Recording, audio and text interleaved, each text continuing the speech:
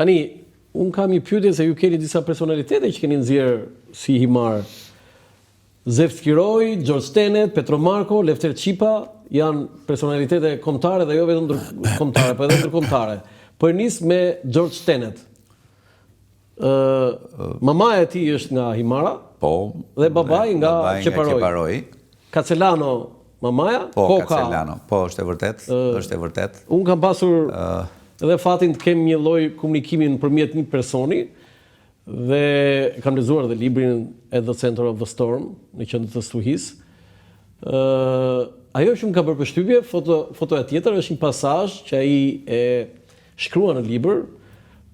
Fotoja tjetër është një faqe e librit, zoti Tava, ja ju e njihni anglishten.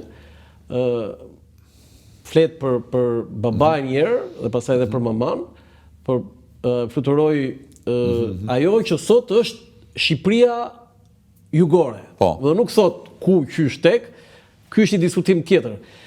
Dy vëllezërit e saj u vran nga komunistët dhe babai i saj u vra dhe vdiq në një sulm në zemër. Tani, është e vërtet. Kacelano, mamaja e tij, do të thënë dy vëllezërit e saj i kanë varret në Himar? Apo se ke se di? Kam përshtypjen se po, nuk jam i sigurt, por kam përshtypjen po. Nuk jam 100% i sigurt, por a ke pasur mirë? I kam miq, domethënë. Kacelano, ëh? Po patjetër i kam miq, pavarësisht votës. Do të thënë njerëzit e mamas e nënës së George Tenet. Po George Tenet e ke takuar ndonjëherë? Nuk e kam takuar, nuk kam pas rastin ta takoj, por e di shumë mirë që ka qenë shumë i interesuar për mbarvajtjen e punëve në vendin ton. Po? Ka qenë shumë i interesuar dhe për origjinën e tij, pra për Himarën dhe për Qeparojin. Ka pas marrëdhënie gjithmonë me qeveritë shqiptare në kohën që ka qenë drejtuesi i CIA-s, ka pritur Fatosnanon në Amerikë, në zyrë, dhe i ka dhënë mbështetje. Se ka prit nanon Tenet? Patjetër. Po ka pritur nanon atje? Patjetër. A ka përmendur faktin që një nëndece ka kontribuar nga pozicioni që ishte, po e ritheksoj, për mbarvajtjen e punëve në vendin ton, dhe edhe më gjërë, edhe për çështje të tjera që janë, domethënë ndoshta që të i kalojmë pak sa kufit e Shqipërisë. Po se ishte rreziku terrorist, ai është më i gjatë në këtë. Ka qenë 11 vjet. Është e vërtet. Dhe me dy president. Ka qenë shumë po e ritheksoj i interesuar për çështjet e vendit tonë. Dhe ka kontribuar.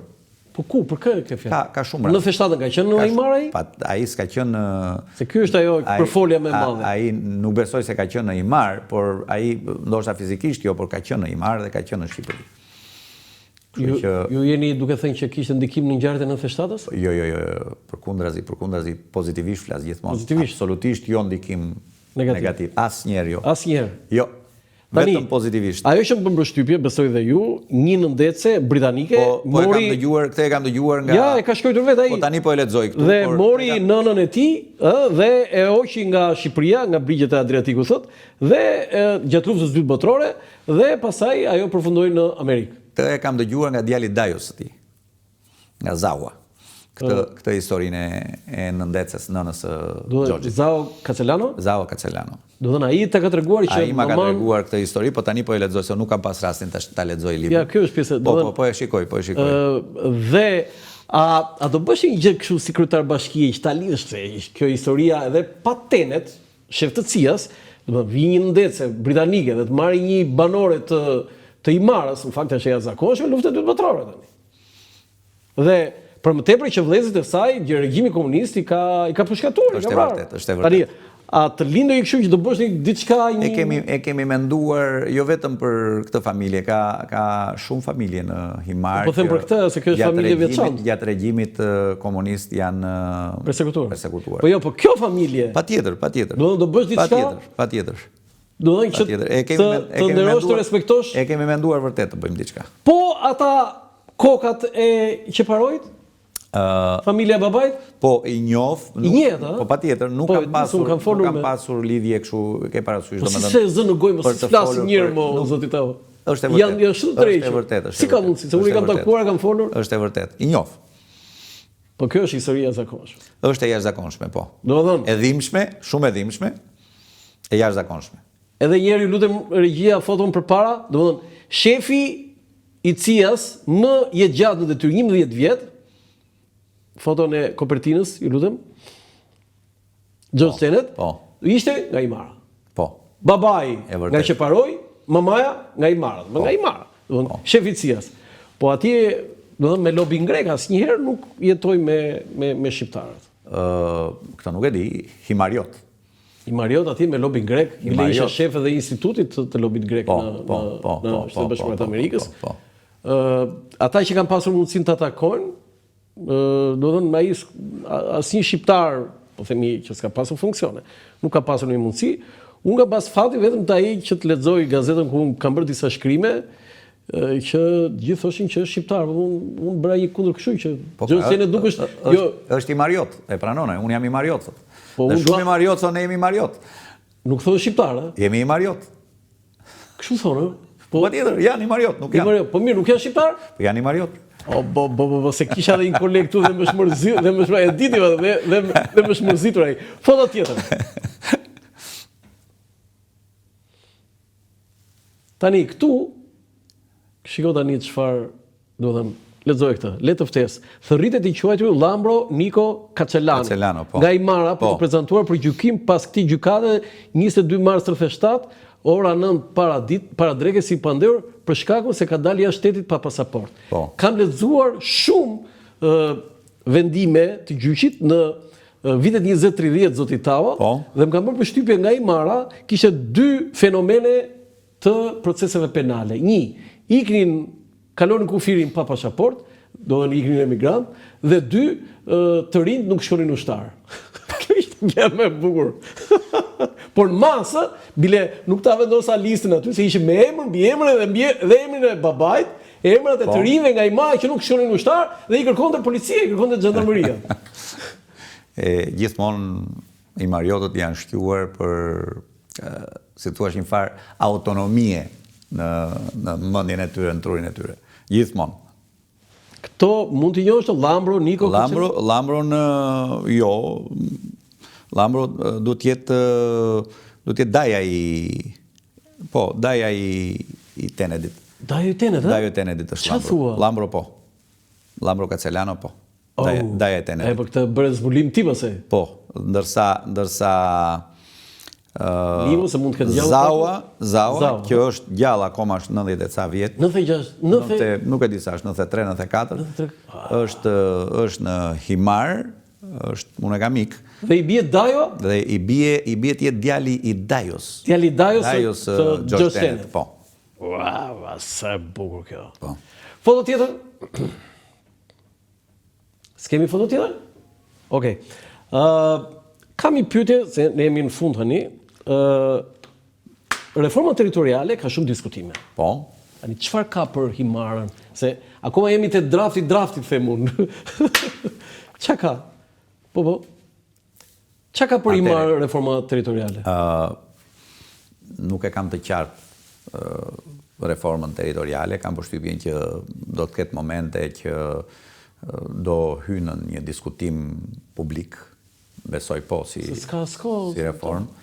Pra, kam përshtypjen se do t'i tejkaloj pak sa kufite e parlamentit kjo reformë dhe do ketë diskutime publike në lidhje me reformën. Për Himarën nuk e kam të qartë. Unë mendoj që dhe këtë sinqerisht po të isha në parlament këtë qëndrim do mbaja, unë këtë qëndrim kam mbajtur edhe kur u bë reforma territoriale 14-ës, pra kam abstenuar në parlament, nuk kam votuar, pro. Që do thot, gjithmonë për Himarën. Kë ke pretendim për Himarën? Atëherë dëgjoni pak. Qoftë për arsye historike, për gjithë historinë që mbart ajo krahin, por jo vetëm aq, qoftë edhe sot për arsye të mundësisë ekzistencës së kësaj bashkie, pra i ka të gjitha mundësit për të ekzistuar kjo bashki, financiarisht flas gjithmonë. Mos harrojmë sot jemi bashkia e dytë mbas Tiranës për të ardhurat. Ishim diku nga 10 e fundit, sot jemi bashkia e dytë. Pra i ka të gjitha mundësit. Kemi buxhet më të madh se Vlora, se Saranda, pra teorit jo një pjesë do kaloj Sarandës, pjesa tjetër do i kaloj janë gjithmonë fjalë, thashë theme, nuk kam asgjë zyrtare. S'ka. Nuk kam asgjë zyrtare. Jo, zyrtare. se ka, do të kështu që të heqim pjesë apo të ndahet dhe të i marrë ngelet si qytet me një këshill të vetin të zgjedhur dhe një kryetar të qytetit, por që deri tani janë, po ju a them prap, asgjë s'kam zyrtare, është thashë them. Dhe të ndahet midis Vlorës dhe Sarandës. Do të thonë fshatrat e keni fjalë. Fshatrat. Po ja them, më gjen kategori kundër kjo ide. Biles nëse do të uroj që mos të ndodhi. Nëse do të ndodhi, unë do kem dhe qëndrimin tim publik kundër kësaj ideje. Himara duhet të ekzistoj në hartën e bashkive të Republikës Shqipërisë. Si ç'është apo më në nuk ka rëndësi fare, unë duat Himara të jetë Himar, pik. Jo dua, nuk është çështje dua, por Himara meriton të jetë Himar. Dhe nëse po ja them dhe juve, doni është lajm vërtet kjo. Po ja them dhe juve që nëse kjo do të ndodhi, dhe ju e dini që unë në vendimarrjen time kam qenë gjithmonë i pavarur përtej politikës, nëse kjo do të ndodhi dhe Himara nuk do ekzistoj si bashki himare, atëre unë largohem përfundimisht nga jeta politike, sepse është realisht e pa drejt të ndodhi kjo. Jo, nuk jam himariotë, më kuptoni, por Himarën e kam njohur gjithmonë nga sa kam lexuar dhe e njoh tani në këtë periudhë që jam në Himar. Pra, Himara meriton të ngelet bashki Himar. Pak rëndësi ka do t'jem unë kandidati. Po kush e ka këtë idenë që të jetë? Jo, janë thashë teme. I kam dëgjuar, po ja them sinqerisht, i kam dëgjuar kafeve. Nuk kam asnjë gjë zyrtare, s'kam dëgjuar asgjë. Po ja them sinqerisht që unë do largohem përfundimisht nga jeta politike nëse Himara tentohet të bëhet një ndarje. Të mos ekzistoj si bashki. Keni drejt për këtë? Bashkia? S'mund të ndodh. Duke qenë se mua më gjen kryetar sot, nuk do thosh atë njëjtë gjë nëse s'do të isha, nëse do isha deputeti Gjirokastrës. Tani, në kushtet normale që jemi, ju sigurisht që jeni kandidati i Partisë Socialiste për zgjedhjet e tjera. Zgjedhjet e vitit 2027, se Partia Socialiste i ka varet nga Partia Socialiste, nuk varet nga. Tani ti vetë ke dëshirë. Varet nga PS-ja. Unë nuk e kam marrë vendimin akoma. Se ka në kështu që mund të... Jo, s'më kuptuat. Shpejt akoma për të folur, është një vit para. Jo, nga që Partia Socialiste ka filluar përgatitjet. Po pra, varet nga PS-ja në fund fare çfarë do nxjerrë. Kur do vi Rama në Himar? Dje në Himar ishte këtë fundjavë. Jo, po them që të bëj mbledhje me partinë, jo me...